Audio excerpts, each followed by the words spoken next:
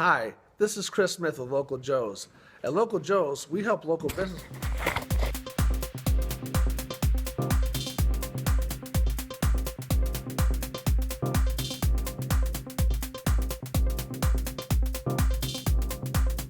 Hi, this is Chris Smith with Local Joe's.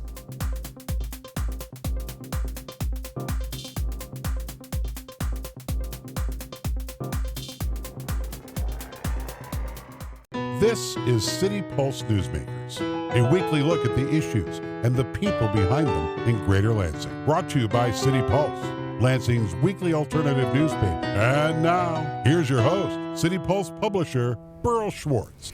Good morning, and welcome to our last show of 2015. We're going to look back at the year that was and look ahead to whatever the new year may bring. Our guests today are State Senator Curtis Hertel Jr. from East Lansing and Judy Brown Clark, who is on Lansing City Council and is expected to be elected president of the new City Council after the new year. Welcome to both of you. Thank you so much. Thank you for having me. And joining us today are Kyle Malin from Mears, the Capital News Service, and Todd Haywood from City Pulse and Between the Lines. Gentlemen, welcome to both of you. Thanks.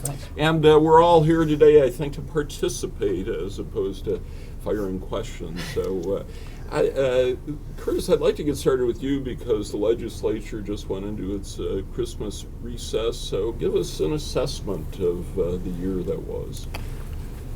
Well, I think it's been a year of ups and downs. I think, unfortunately, it ended on a big downward trend where we spent our last couple days in the Capitol working almost exclusively on heavily partisan issues.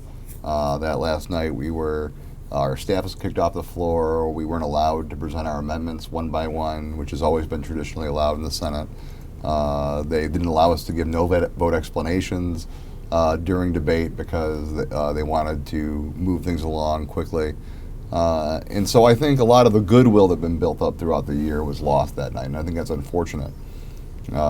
So as a whole, I can point to good things that happened this year. I think that the budget process was better than it's been in other years.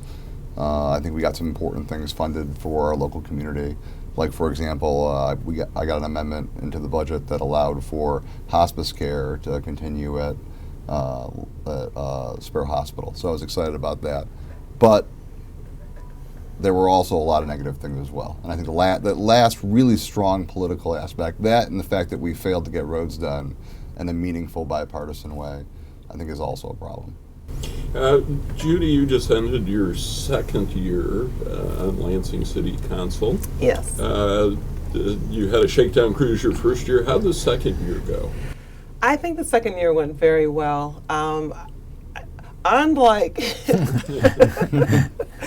Unlike Curtis's experience, I think we really, as a council, we came together, and I think there's chemistry. There's obviously always room to grow, but if you look at the way in which we voted, there were very few split votes. We supported a lot of the progression of things that are happening within council, and Tina Houghton was the president, I was the vice president. We met once a week, every Thursday morning, and that made a difference because we set the tone of what the next agenda would be for the following committee of the whole and council meeting, and I think we worked well as a team. Didn't the council start off the year by meeting as a group in a retreat of some sort? That was a year ago. That was the prior. Did that pay dividends, you think? It did. What we did is we came up with a multi-year budgeting process which the mayor and administration bought into, and so we're still putting form to what that looks like. And now we're doing performance-based budgeting, and I think that's going to make a difference in the way in which we have a chance to reflect on how we're using our dollars and making sure that we're getting our return on investment. Todd and Kyle, as you look back on the year, what are some of the high and low points from your perspective? Well, I mean, I think, speaking as sort of the Between the Lines reporter, I would have to say marriage equality was absolutely one of the high points. I mean, that's a big deal. I think that's the civil rights moment for this era. In terms of a low point, I would point to the ongoing heroin epidemic in Ingham County. I think that's a real crisis, and I think people are beginning to respond, but I think the response is slow. And just over the weekend, I was listening to the police scanner, and there were several more overdoses. So I think this is going to be a crisis that's going to continue into the new year. Kyle? Well, I'm looking at the legislature because that's what we cover at MERS, right? I would say the highlight was seeing the legislature come to an agreement on a road funding package. I'm sure Curtis wouldn't agree that the package that came out was acceptable. However, it was good news that the legislature actually came together and passed something out, even though the increase is arguably half of what you really need, right? But at least they increased it something. So I would say that that was a positive. I really think the low light was this whole Courser Gamrat situation, seeing two state representatives make complete fools of themselves in the national spotlight, and then put a real black light on Michigan, turn us into a bit of a laughing stock. And then, of course, the legislature, the House, kicked their two members out, which is always just kind of sad to watch. It was a really pathetic, I think, drama that all played out. And obviously, us in the media, we really played it up because that's what people were talking about. I mean, we couldn't go anywhere without folks asking us about it. What's your opinion? What do you think? What do you know? And these are people who don't follow politics at all, but this is what they wanted to talk about because it was such a melodrama. And I think that was probably the low point, really, even though it created a lot of hours of work for me and my staff. Right. I would like to talk a bit about the economy because I was talking to some people about how we're due for a recession every 7 years, and the reaction I get is, really, are we really out of this one? It seems like a lot of people are still finding that our economy in Michigan is weak. Well, I guess we certainly are doing better in terms of the unemployment rate's gone down and those things, but the average citizen's life is not better. You look at the median income from when Jennifer Granholm first took office to where it is now, we're lower than we were way back then. And the cost of everything, daycare has gone up, the cost of college education has gone way up. So people really aren't living a better life than they were before. So I think that on Wall Street, we're certainly doing better, but on Main Street, we're not. And that the average citizen's life, frankly, is not better than it was when this governor took office. So for all the talk about economic growth, that's fine if you ignore the fact that it's had on real people's lives, and that's what I don't think we're seeing. And Judy, supposedly Lansing is doing better than many places in the state, but overall, how is the city doing? Well, I mean, we certainly have challenges with our long-term liability, and we've got to get our hands around that, what it means, and that's going to take some real thoughtful discussion and some sacrifices. I think what's difficult is as people see kind of this false sense of this recovery, that it's going back to what it was. It's not going to go back to where it was. And yet you're trying to use money to look at your public service, your public safety. You're looking at your long-term liability, but you still want to allocate dollars for growth. It's a real challenge on how you invest your money. But I think there's some real things we can leverage that I don't really see a blueprint for, and that's around the ability to look at this new nuclear science that's coming out of FRIB. Really leveraging not only what's happening from a research perspective on Michigan State's campus, but the ability to take it to entrepreneurship and grow some businesses here and leverage some satellite businesses that need that kind of capacity. And I'm not really hearing that talk. It sounds like you're not in the deficit denier camp that some members of City Council said during this election. They essentially said they don't believe it. My glass is definitely half full, but my attitude is I think there's some things we can do, and so I am in no way discouraged. Mm-hmm. Kyle, your thoughts on the overall economy of Michigan? I think these two have done a really good job kind of encapsulating some of the high points. There are a couple things I would like to point out, though. Auto sales, as far as the domestic auto industry, are reaching highs that we haven't seen in some time. And so I do think that that's positive. I also think that as far as home sales are also going up, and home prices are going up. So again, those are a couple positives.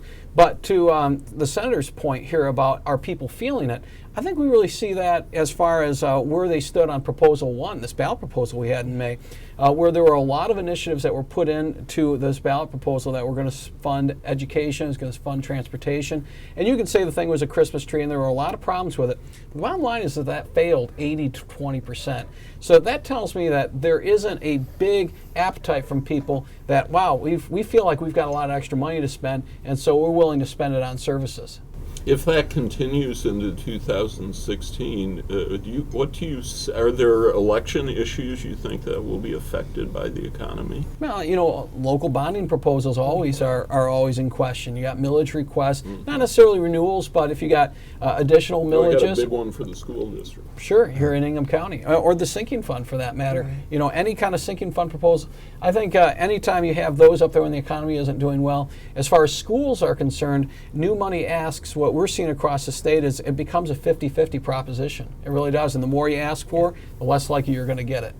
Todd, you're a freelance writer. You probably live a little closer to the edge than the rest of us. A lot closer. To you? It's bad. I mean, I'll just be flat out about it.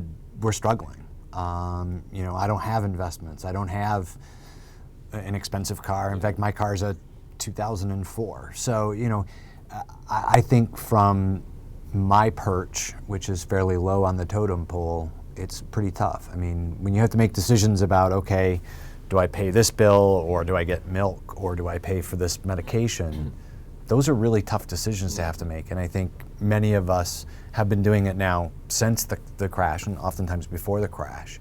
But it's even harder now because we're still making more money, or the same amount of money that we were making before the crash, but the cost of living has gone up significantly. So it's tough. Curtis, you look like you had something to add on this issue. Yeah, no, I think the people's frustration is that we're all paying more under this government and this leadership, where our taxes have all gone up. And what are we getting for it? I mean, our schools aren't better, our roads aren't fixed. You're going to pay again now to fix roads, but the actual money to actually fix the roads isn't available to 2021. By the time we get there, 50% of the roads will be in bad shape. They frankly don't trust politicians, and they don't trust Lansing to solve their problems. I think that's what Proposal 2 was about. And I don't blame them. I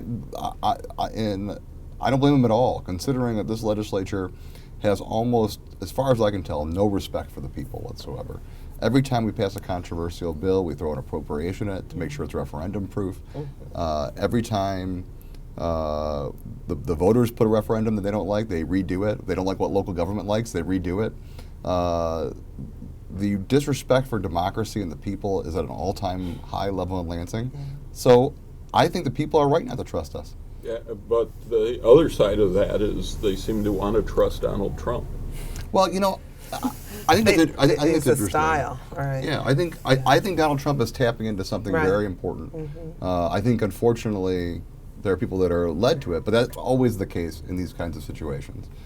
There's a deep distrust of government, both among Republicans and Democrats.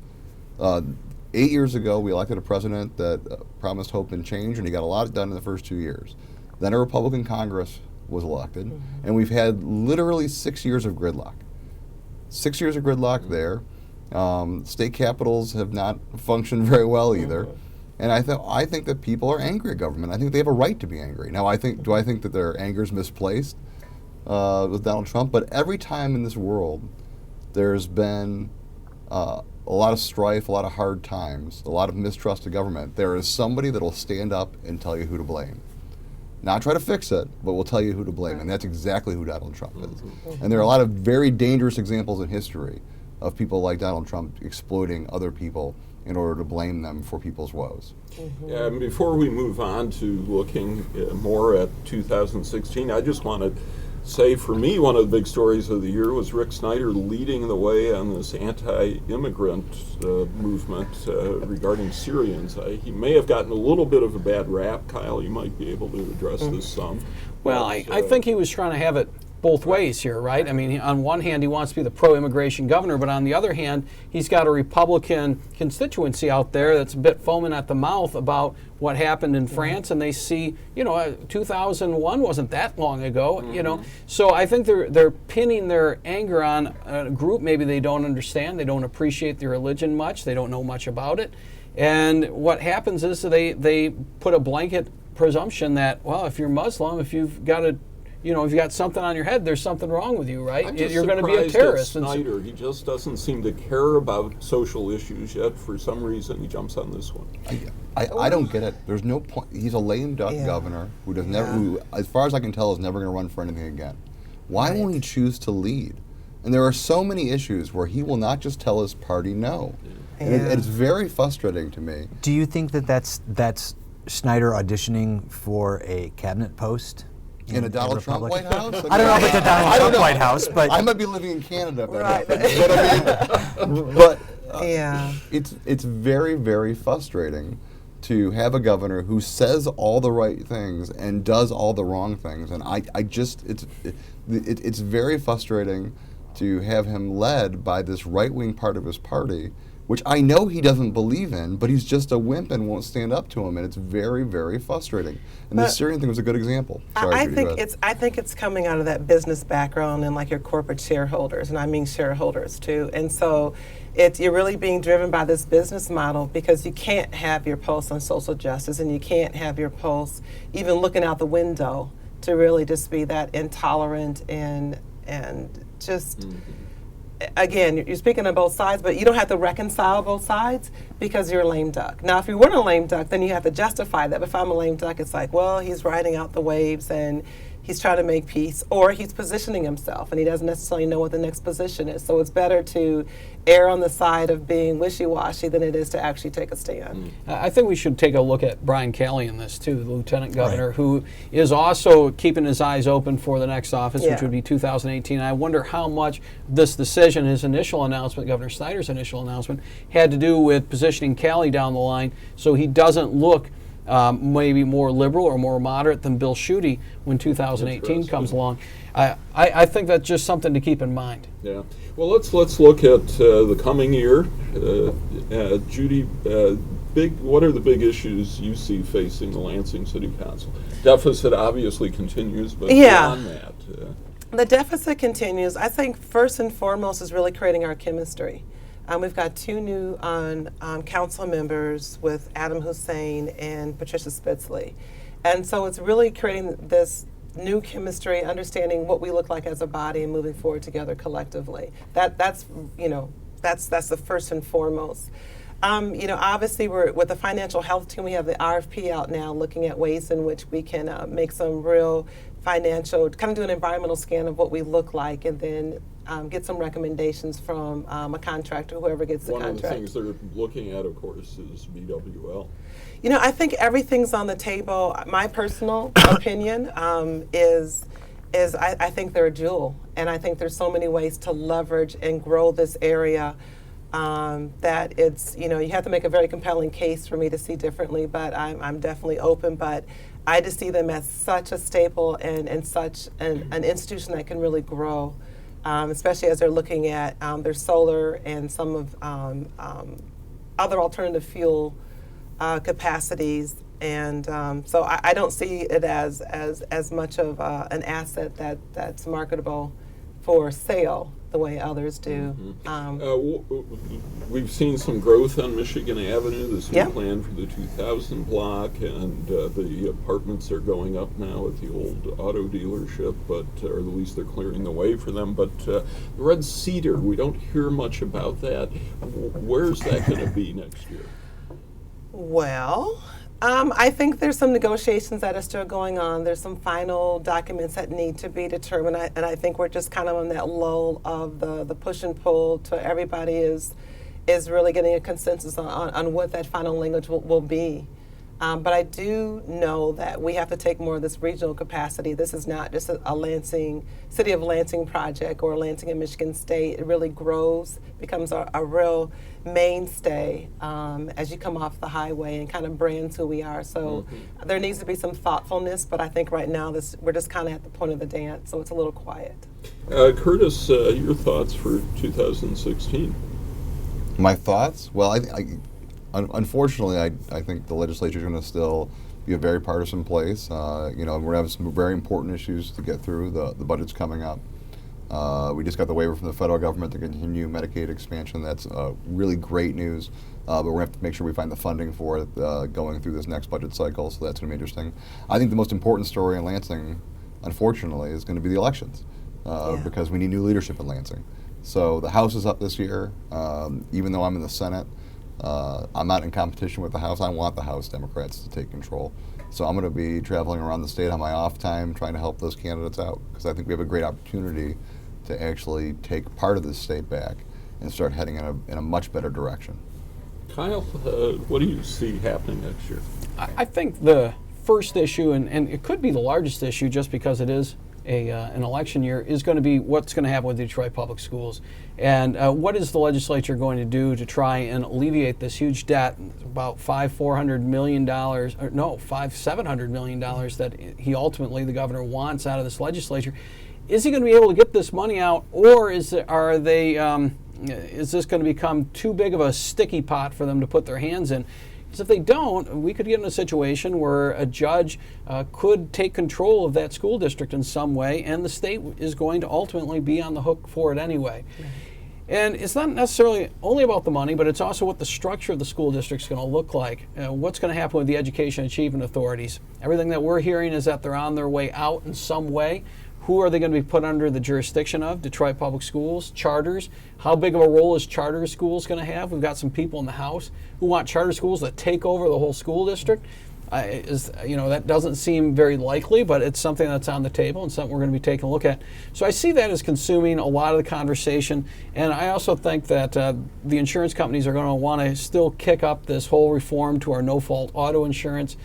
Although I don't know if the situation is going to change much on that because you still have some Republicans from Oakland County, for example, who just don't want to see a change to that system because it's been of a real benefit to all people and not just Republicans or Democrats. Todd, what do you see? Well, I think on a statewide level, I think we're going to see the discussion about the ballot proposal for Elliott Larson is not going to go forward. I don't think that coalition is prepared or has the funding to even do the $1 million necessary to collect signatures. So I think we're going to see that fail. But I do think you're going to see in its place a more concerted effort for all of the statewide LGBT and progressive groups to work together to drive an amendment for Elliott Larson, probably looking 4 to 6 years down the road. So I think you're going to look at the long game instead of the short game there. Locally, I think we're going to be looking at more development conversations, and I think I'll be interested to watch and see what happens, particularly down in the 3rd Ward with Adam Hussein and that new energy that he's bringing to the table, and what is he going to do to sort of leverage some of that stuff that he was talking about. And I'm also going to be interested to watch the relationship between City Council and the mayor, because it has always been a fairly contentious relationship. So it'll be interesting to see how that plays out over the next year as well. I would throw into the mix, I think this CATA proposal for Michigan Avenue that we're talking about hundreds and hundreds of millions of dollars here. I think as we start to get closer to that becoming a reality, people are going to look at it a lot harder. Do we really need this? Is this the best place? Granted, a lot of it's federal money, but is that the best and highest use of federal and state and local money? I think that's a big issue. And then staying on Michigan Avenue, I think we saw this, the neighborhood come together to challenge developer Scott Gillespie about the appearance of the building he wants to build on the 2000 block. Fortunately, he responded and made some changes, but I think there's going to be increasing concern. But what is Michigan Avenue going to look like? There are we can, I think we will discover as we work on a story that I want to do, who owns Michigan Avenue. We're going to find increasingly it's in the hands of very few developers, and the appearance of Michigan Avenue could change dramatically in the next 5 to 10 years.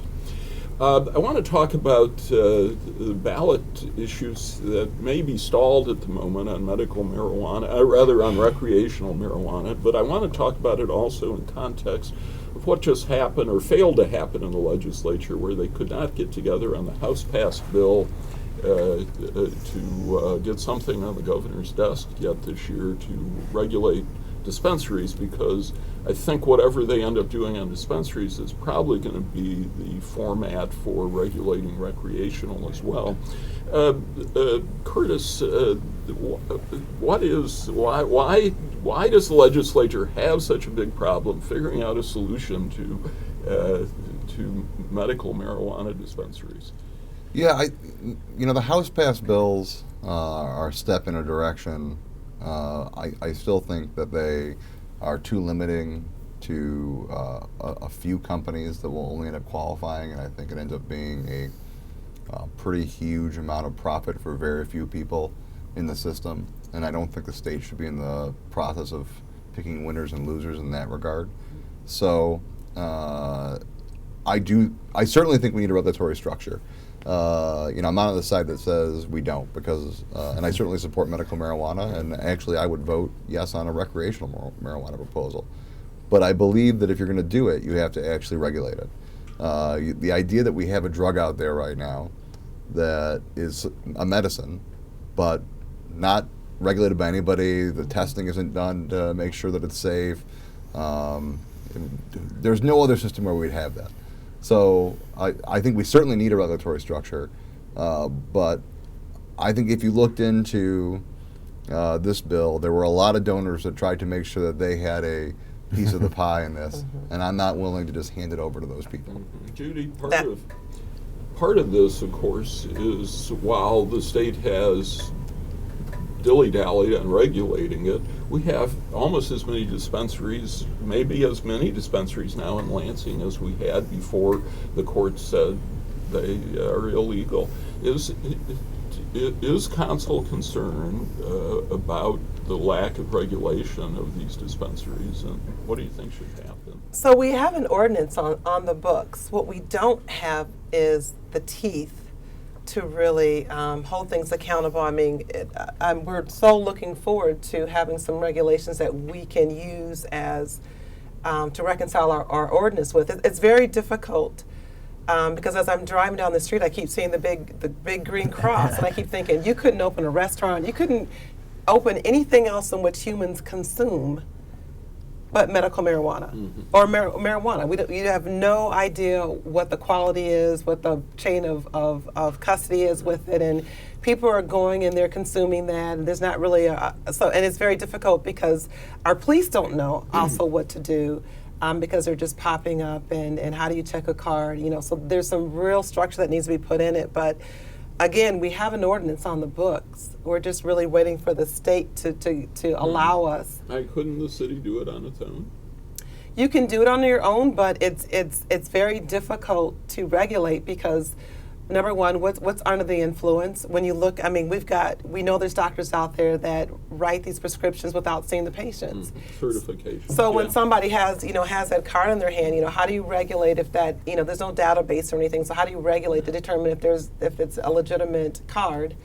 And then what do you do? Well, okay. Well, I think we have covered the year that was and looked a little bit ahead at the year that is. It'll be interesting to look back this time next year to see if we were anywhere near the mark. I want to thank Senator Hertel, Judy Brown-Clark from City Council, Kyle Malin from Mears, Todd Haywood from City Pulse and Between the Lines.